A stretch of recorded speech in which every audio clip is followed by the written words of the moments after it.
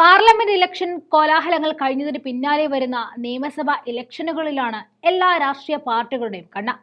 ജമ്മു കാശ്മീരിലെ തെരഞ്ഞെടുപ്പ് ഒരുക്കങ്ങൾ തുടങ്ങുവാൻ പോവുകയാണ്. ജമ്മു കാശ്മീരിലെ തെരഞ്ഞെടുപ്പ് ഒരുക്കങ്ങൾ വിലയിരുത്താൻ തെരഞ്ഞെടുപ്പ് കമ്മീഷൻ ഈ മാസം 8 മുതൽ 10 വരെ ഇവിടെ സന്ദർശനം നടത്തും. മുഖ്യ തെരഞ്ഞെടുപ്പ് കമ്മീഷണർ രാജീവ് കുമാറും കമ്മീഷൻ അംഗങ്ങളായ ജ്ഞാനേഷ് കുമാറും SS സന്ധുവുമാണ് സന്ദർശനം നടത്തുക. രാഷ്ട്രീയ കക്ഷികളുമായും കമ്മീഷന്റെ ആദ്യ കൂടിക്കാഴ്ച നടത്തും. മുഖ്യ തെരഞ്ഞെടുപ്പ് ഓഫീസർ SPNO, കേന്ദ്ര സേനകളുടെ കോർഡിനേറ്റർമാർ എന്നിവരും കമ്മീഷൻ കൂടിക്കാഴ്ച നടത്തും. ചീഫ് സെക്രട്ടറി, DGP, ജില്ലാ തെരഞ്ഞെടുപ്പ് ഓഫീസർമാർ, എല്ലാ ജില്ലയിലെയും പോലീസ് സൂപ്രണ്ടന്മാർ എന്നിവരുമായും കമ്മീഷൻ ചർച്ചകൾ നടത്തിയിരിക്കും. ഈ മാസം 10-ന് ജമ്മു കാശ്മീർ സന്ദർശിക്കുന്ന കമ്മീഷൻ എൻഫോഴ്സ്മെന്റ് ഏജൻസികളുമായും കൂടിക്കാഴ്ച നടത്തും. തെരഞ്ഞെടുപ്പ് ഒരുക്കങ്ങളെക്കുറിച്ച് പിന്നീട് ജമ്മുവിൽ വെച്ച് മാധ്യമപ്രവർത്തകരോട് വിശദീകരിക്കുകയും ചെയ്യും.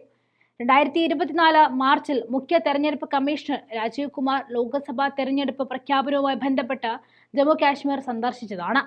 ആ സമയം കമ്മീഷണർമാരെ നിയമിച്ചിരുന്നില്ല.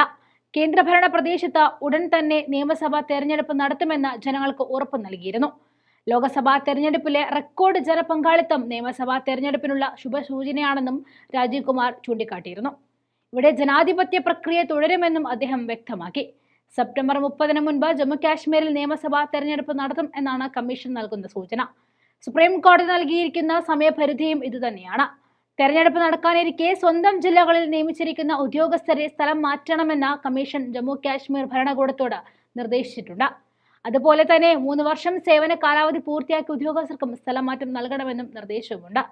BJPയെ സംബന്ധിച്ചിടത്തോളം ജമ്മു കാശ്മീരിൽ വലിയ മാറ്റങ്ങൾ ഉണ്ടാക്കിയ ആദ്യ തെരഞ്ഞെടുപ്പ് കൂടിയാണിത്. അതുകൊണ്ട് തന്നെ BJPയെ സംബന്ധിച്ചിടത്തോളം ജമ്മു കാശ്മീരിലെ തെരഞ്ഞെടുപ്പ് എന്നത് നെഞ്ചിടിപ്പേർക്കുന്ന കാര്യം തന്നെയാണ്.